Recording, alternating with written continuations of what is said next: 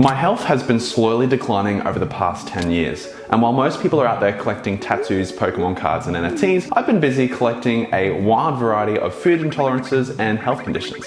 My list of food intolerances got so big that the only things that I could really eat without reacting were beef, lamb, bone broth, meat stock, salt, water. That's pretty much it. So I decided to plunge into an extreme elimination diet for 30 days to give my body a break. And that's when I started the carnivore version of the GAPS diet. From all the research that I've done, this really seemed like the key to resolving my health issues. But before I get into that part of the journey with you, I wanted to share with you how I got into this mess, all the health conditions that I've had to deal with over the years, and the many things that I attempted to heal my body. I'll be piecing it together chronologically in as much detail as I can. Then after all that, I'll be sharing with you the exact diet and protocol that I'm following to heal my gut, my food intolerances, and health conditions once and for all. I hope that by me sharing my journey, I can really inspire people, but more importantly, if I can impact one person and help one person feel like they don't have to suffer in silence anymore, maybe that's you,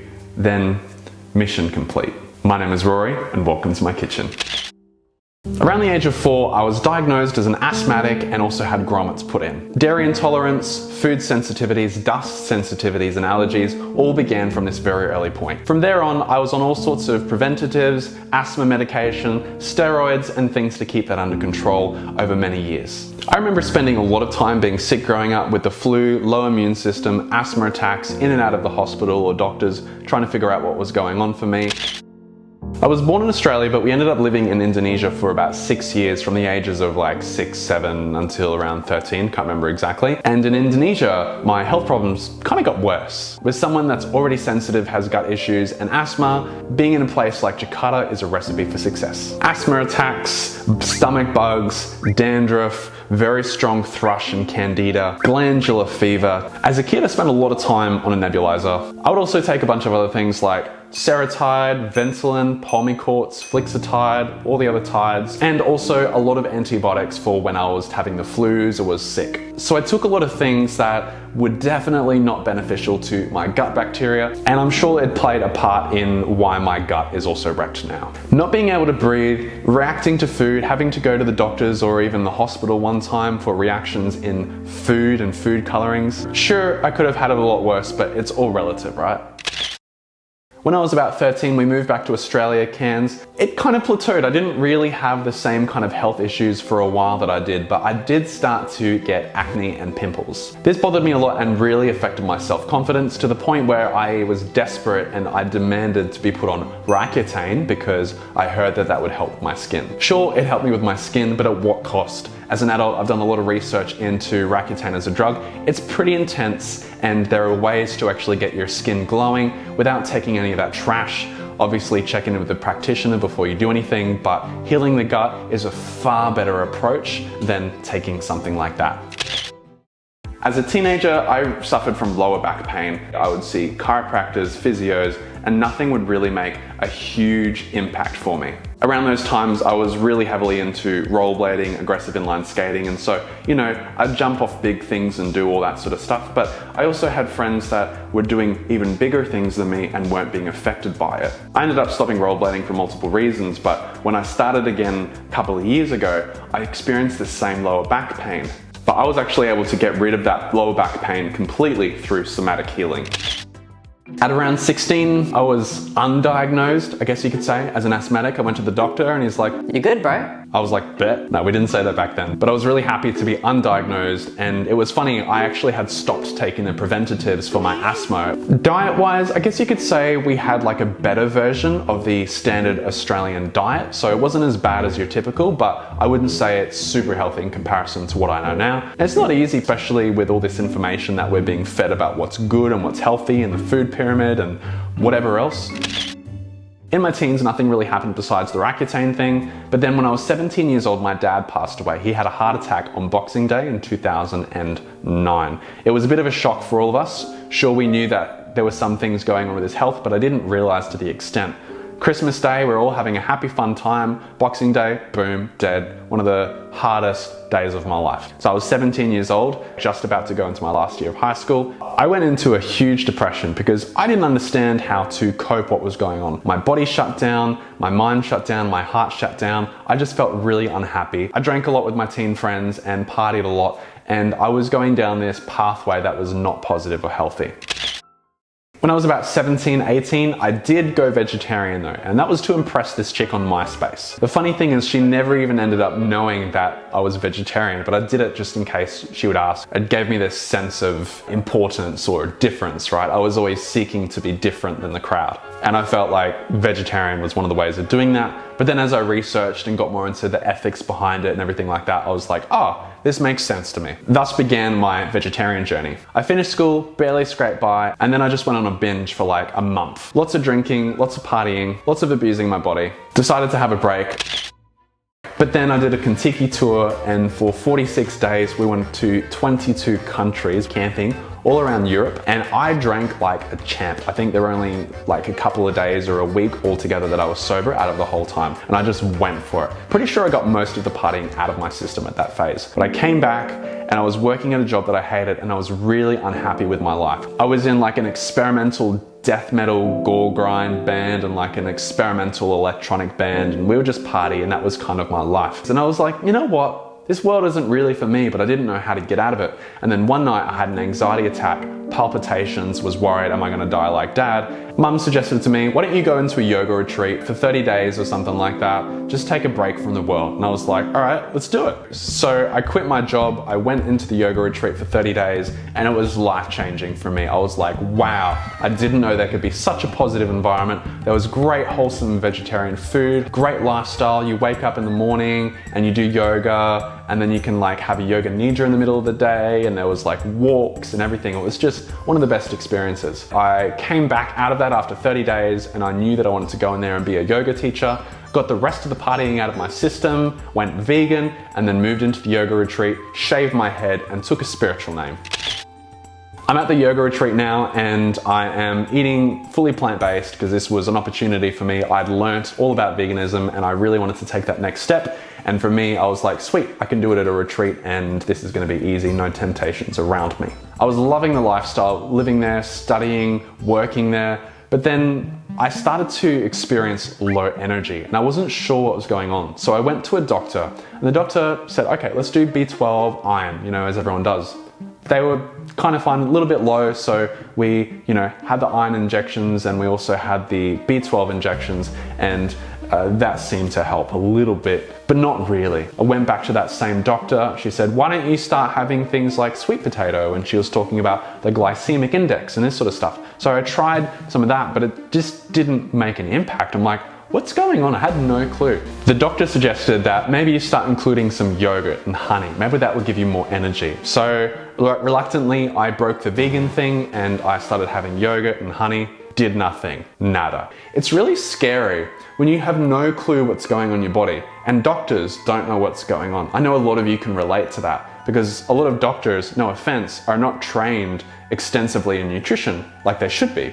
Food is not medicine, which is crazy because it is. A lot of them get trained around pharmaceuticals and drugs, and of course surgery and important things as well, but what I needed was support around food and my gut health and diet, my emotions, but I wasn't getting any of that. Then I started hearing about raw foods from one of the swamis, the yogis that was at the yoga retreat. I was like, this sounds amazing, and she was looking great and feeling great, so I'm like, maybe it's raw foods. So I go to an expensive raw food naturopath, and she tells me to start eating green smoothies for breakfast and gave me this food plan, and then I went on some expensive MLM supplements to take each month on auto ship. That was gonna be me, and I was like, right, let's go. It didn't really do much. It didn't really help anything at all. If anything, felt more confused, because there's this healthy diet, but it's not doing anything for me to help. So I was lost and I didn't know what to do. Regretfully, I left the yoga retreat to try and figure out what was going on with my health and focus on that. I went home feeling defeated. This is about 2009, and thus began my health journey on a real serious level with that serious focus. I just left the retreat and I was like, maybe I've got to start eating meat. So I had some steak and I felt really good, but I also felt really guilty, right? That whole vegan, plant-based, ethical guilt thing. So I had a little bit of inheritance, not a good idea to give to an 18-year-old or 19-year-old who has no financial clue whatsoever of how the world works. But I'll save that for another video. So I would just throw all this money at my health on expensive supplements, expensive superfoods. I started to see practitioners, healers, people that I felt like could really help my body, and also learning a lot about raw foods. And I started studying nutrition and natural healing myself as well. My whole focus was, how do I fix me? I'm broken. What do I do? At this time I had no energy, I was losing weight, and I was itchy all over my body, had no idea what to do. And I'm trying a lot of therapies. Rory, which is where you drink your urine. Do not recommend. Did it 2 days in a row, never again. There. Acupuncture, Reiki healing, colonics, juice fasting, but then binge eating on dates and tahini because I was really hungry. Lots of anti-candida herbs. It was a mess. A lot of the information that I came across was for people that were doing raw foods or things to lose weight. And it was all like, eat less to feel better. And so I'd eat less, but then I'd lose weight.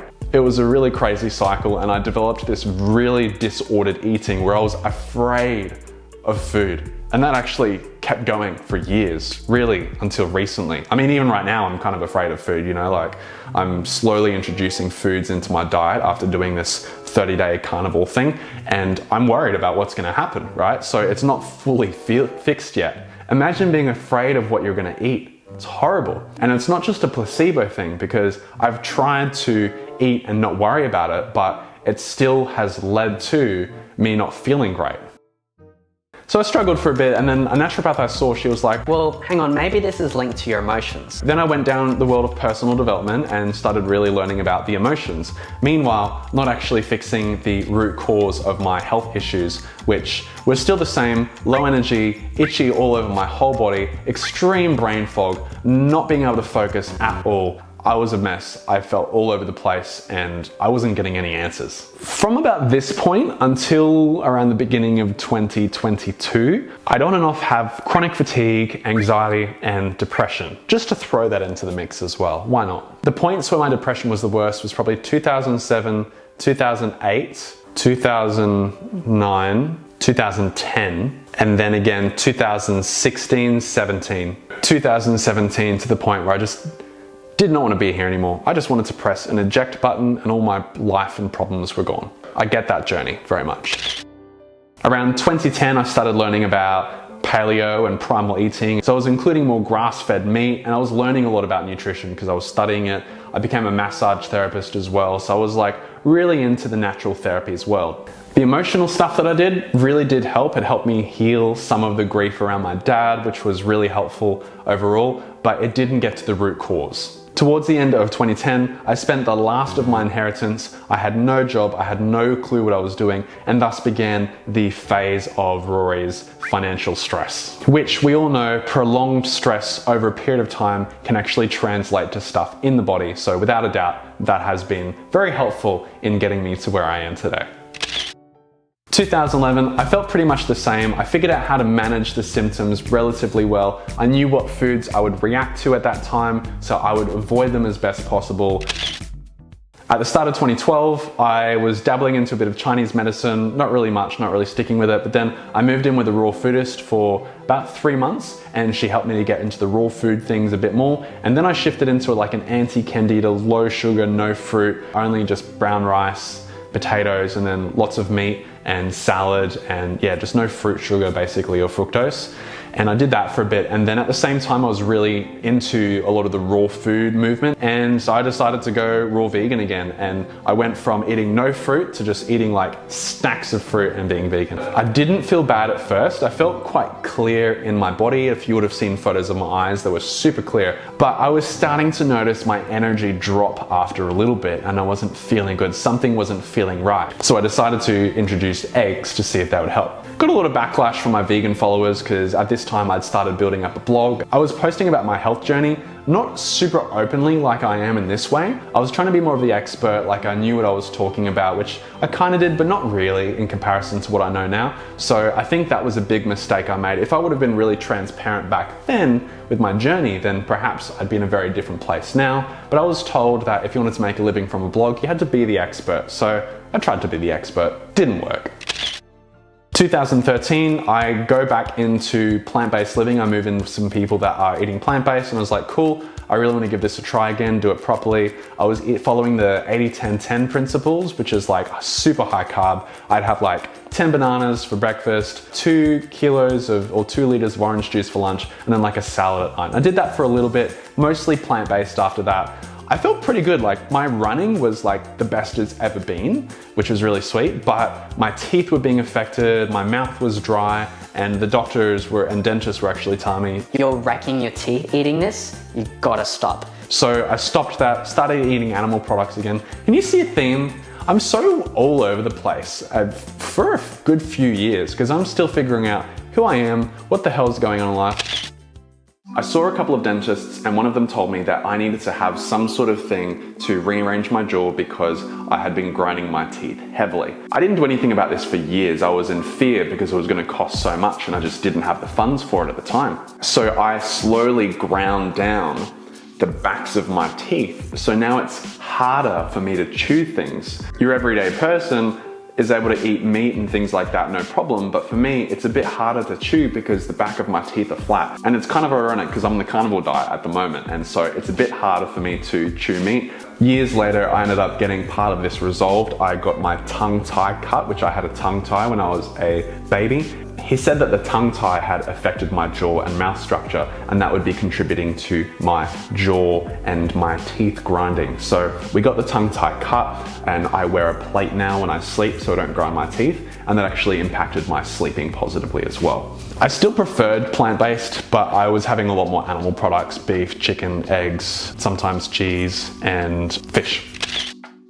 In 2014, I heard about the GAPS diet for the first time. Should have taken note back then, but I was a bit too stubborn. A friend of mine was actually doing the GAPS diet, and she was doing all this weird fermenting in her backyard and would eat things like ghee and eggs and sauerkraut for lunch. And I found it really weird, but I was still really intrigued, and it was really helping her quite a lot. My symptoms, still pretty much the same. You know, nothing had changed. I was still trying to manage my health. It was mainly the financial stress at this point that was really bothering me, so I was kind of eating whatever was cheap. 2014, I decided to stop being a food blogger because I wasn't sure what was going on with my health, and I felt really inauthentic to be talking about whole foods when I'd binge like corn chips and cheese late at night after getting back from work or personal development workshops, and I was emotionally and mentally and financially stressed. So I'd just like do that to try and suppress my emotions. Not a good idea. Delicious, terrible idea. Throughout this time, mostly gluten-free, mostly dairy-free, but 2015, I was noticing that I would feel tired after eating rice, and that was, because I was broke, that was kind of mainly what I was eating at that time. So I would feel better when I was fasting because I wasn't putting this inflammatory food into my body, but I'd be starving and I couldn't really afford anything but rice at that stage. So what I was putting in was kind of hurting my body. That plus financial stress, it was a very, very, very stressful year for me, 2015. And I was very emotionally unstable. When I would eat the rice, I'd feel tired immediately. I'd have aching joints, brain fog, and I'd feel really moody, and I couldn't really get anything done, and it would just throw me off track. I'd be very unproductive. 2016, I went vegan for the whole year again. I was really drawn to the ethics behind veganism, and I still think it's got some really good principles within there. So I thought, I'm gonna give it a crack. I'm gonna do it for a whole year again, see how we go. Now this year, funny enough, I actually ended up gaining a lot of weight because I was doing CrossFit and personal training about 4 times a week, eating a lot of peanut butter, a lot of carbs, building my weight up a lot more. At the time of making this video, I'm about 65.4 kilograms. This is what it is in pounds. I was at my peak in 2016, eating plant-based, doing CrossFit, going to the gym, 77.8 kilos, which is this much in pounds. So I proved to myself that you don't have to eat meat to gain weight and be strong. And that was the strongest that I've ever been. I was really happy that I'd accomplished that, but I still hadn't resolved the underlying health issues, the joint pain, the fatigue, the tiredness. On the outside, I looked really good, but on the inside, I felt absolutely terrible, which is what happens with a lot of people. There are so many people, their bodies, they look fantastic, well sculpted, they look fit, they run fit, but they feel like shite. And that was me. 2017, I had lamb. I stopped being vegan after 16 months. My body was just like, gimme. Like I just felt this compulsion to eat it. I was like, all right, let's go. So I did that and I felt amazing. I felt really good. So I started eating animal products again. Maybe I'll make a video that talks more about like the mindset shift of going from eating plant-based to eating meat again. Let me know if you'd like to see that. My health problems didn't really progress a lot that year. It was like mainly the aching joints and feeling exhausted after I'd eat. So I had to manage the food I was eating as well. So, you know, even though I wasn't vegan, I still like tried to eat as much plant-based as possible and minimal meat, no gluten, some eggs, but it was pretty much like, okay, I'm just gonna manage my symptoms here. So it didn't progress much worse that year. It was kind of okay. End of 2017, found out I was gonna be a dad, and I was like, you know what? I can't have these health problems. I can't have these emotional issues. I can't have this mental health stuff going on. I need to do something about it. And a friend actually reintroduced me to the GAPS diet. So I started to try and follow that as best as I could. And I was seeing some relief in my emotional, erratic behavior, my moods, which was the main thing I was noticing the benefits. I didn't have energy improvements, but overall, it was like, I felt like I was in the right direction with doing the GAPS. I didn't follow the diet properly. If I would have followed that diet properly then I wouldn't have the health issues now. But looking back in hindsight, we don't know these things. So I was trying the GAPS diet. I didn't do it properly, didn't have the probiotics. I started moving through the phases very quickly, and I didn't actually give my body a chance to heal. 2019 just feels like a huge blur. The symptoms that I was trying to clear, they all came back, and I was just basically focusing on business and supporting my family. So that became my focus. It's funny how like I spent all of my inheritance trying to have health again, but then I spent all of my health, which I didn't have much of, trying to get money. What a crazy little loop. And now I'm in a cool little middle ground. We went to Europe, and eating the food there is different. I don't know if it's the lack of glyphosates, I don't know if it's the quality of the wheats, but I didn't feel as tired eating some things over there. That's saying something. Sure, I did feel a bit tired because we were having a lot of pastry there, but not as bad as I would feel here. Please take me back. I had the best pizza of my life in the south of France. It was incredible. End of 2019, I was doing F45. I was starting to put weight on, but internally, I was still feeling the same. At some stage here, I did also start to have pains down my left arm, heavy left arm, like nerve sensations, kind of like flushing, palpitations, and I was worried. So I would see doctors, do ECG things, can't find any problems, probably stress related, they would say. I got to this point where I was just so resigned about my health, and I was just like surviving in life. And I just pretty much gave up on my health journey. Another thing that I'll add is, I don't know when it began, but I've been snoring as long as I can remember. I went to do some sleep apnea tests, but didn't follow through. It's kind of, you know, it's how I used to roll. I didn't really finish things. I was very good at starting them, but not finishing them. I know that I've had sleep apnea for many years because I stopped breathing in my sleep. My partners would tell me that I would stop breathing during the middle of the night, and I would often wake up not having much energy as well. There's nothing worse than going to bed and waking up feeling like you didn't go to bed. Might as well pull an all-nighter. This is one of the things that I set out to heal through food, because I know that I've experienced having better sleeps when I've had certain foods and worse sleeps when I've had certain foods. Okay, it's 2020 now, the global panini is in full swing, and it's crazy. You were there, I was there, we don't need to go into that. The symptoms that I had were starting to get worse. I was constantly aching in my joints and my body was kind of like aching and my gut would be out. Sometimes it'd be runny, sometimes it would be normal. It was just a bit all over the place. I started the celery juice and the medical medium protocol, but I found that I was reacting to the foods that were supposed to make me feel better really quickly. And I was like, you know what? I just don't really feel like I can continue. And I was really like, I really want to do the GAPS diet again, but I'm not ready. I want to do the GAPS diet, but I'm not ready. 2021, my skin started to get worse. My aching joints were getting worse. My gut was getting worse. My moods were getting worse. I was more all over the place than I had been in a while. I would need to sleep if I ate certain foods. I would react quite severely on my skin, around my sinuses here. I wouldn't be able to sleep properly at night if I ate the wrong foods. I would be in a horrible mood. I'd be all over the place mentally, emotionally. I wouldn't be able to focus at work anymore. Just eating what I had previously eaten for many years were now things that were triggering me. And it got to the point I was working at a job out in this suburb in Brisbane. And whenever I'd go out to that suburb, I would get these rashes all the way up my body and on my arm and on my forehead. And I realized that I had all these environmental pollen sensitivities. And I only connected the dots recently because I went out there again just to go out that area. And then I came back with this rash all along my arm. I wish I had photos, but it was like hives, eczema, the beginning of that. Now we're up to speed. We're in 2022. Things got even worse. I would eat potatoes and I would have a terrible sleep that night. I feel like I would not get any air in at all, like chronic sleep apnea, and I'd wake up exhausted. Grains, I'd start breaking out. Oats, didn't matter if it was organic or not organic, I'd break out on a rash over here with the oats and here as well. Potato chips, that was my only vice, but I would break out when I would have those as well. Around this time, I was eating what you would call healthy. My only real vice was like potato chips, right? And maybe a little bit of dark chocolate. But apart from that, I was eating what you would call a whole foods diet. But still, people that were eating really unhealthy were feeling better than I was, and I was eating healthy. My joints were just aching. My bowel movements would go between runny and normal. My mental health was completely affected by anything that I ate.